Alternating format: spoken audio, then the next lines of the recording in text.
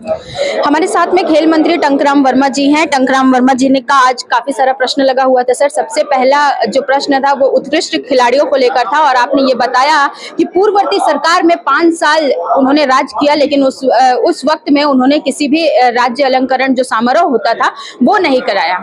जी, हमारे भारतीय जनता पार्टी की सरकार थी तो उस समय ये अलंकरण समारोह का आयोजन होता था, लेकिन जैसे 2018 में कांग्रेस आई, कांग्रेस ने आने के बाद उन्होंने 2018 में प्रयास तो किया लेकिन कर नहीं पाया। उसके बाद पूरे 5 साल अलंकरण समारोह का आयोजन नहीं हुआ। इससे खिलाड़ियों में बड़ा आक्रोश व्याप्त था, हर्षोत्साहित हुए। फिर हमारी सरकार आई तो माननीय मुख्यमंत्री विष्णुदेव साय जी के नेतृत्व में फिर से अलंकरण समारोह का आयोजन होगा। जैसे समय मिलेगा माननीय मुख्यमंत्री जी का ये आयोजन होगा। पूरी तैयारी हमारी हो चुकी है। सर, क्या कमियां लग रही है कि पूर्ववर्ती सरकार ने कोशिश की लेकिन उस कोशिश में सफल नहीं हो पाए? चूंकि अब ये काम और ये कारोबार आपके कंधों पर है तो ये जानना जरूरी हो जाता है कि पूर्ववर्ती सरकार की गलतियां क्या रही। देखिए, उनकी इच्छा शक्ति रही नहीं, खिलाड़ियों को आगे करना नहीं चाहा, जो संसाधन मिलना चाहिए वो भी नहीं मिला। हमारी भारतीय जनता पार्टी की सरकार थी तो गांव-गांव में मिनी स्टेडियम भी बनवाए हैं पंचायत विभाग से।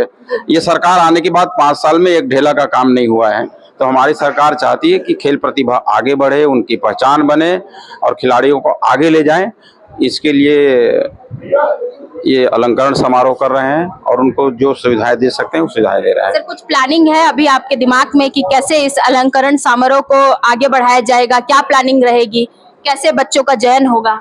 देखिए, उसके लिए जो ओलंपिक में खेल के आए हैं, एशियाड में खेल के आए हैं, जिन्होंने स्वर्ण पदक जीता है, कांस्य पदक जीता है, सिल्वर जीता है, उन सभी प्रतिभाओं को सब आगे लाएंगे, सम्मानित करेंगे, उत्साहवर्धन होगा और मन लगा के काम करेंगे, आगे बढ़ेंगे। सर, दूसरा प्रश्न आपका लगा था राजस्व को लेकर।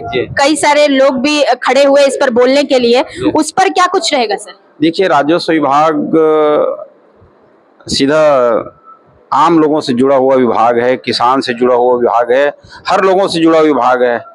तो इस विभाग में काम तो है, लेकिन क्या है, लोग चाहते हैं कि समय में जल्दी हो जाए। उसके लिए हमने भी एक नया नियम लाया है जिसको बोलते हैं कि भू राजस्व लोक गारंटी अधिनियम। इस अधिनियम में हमने समय सीमा निर्धारित कर दिया है कि आपको जो बिना किसी विवाद के हैं, अविवादित प्रकरण है, उसको आप 3 महीने के अंदर निपटाइए और विवादित है तो 6 महीने के अंदर समाधान करिए।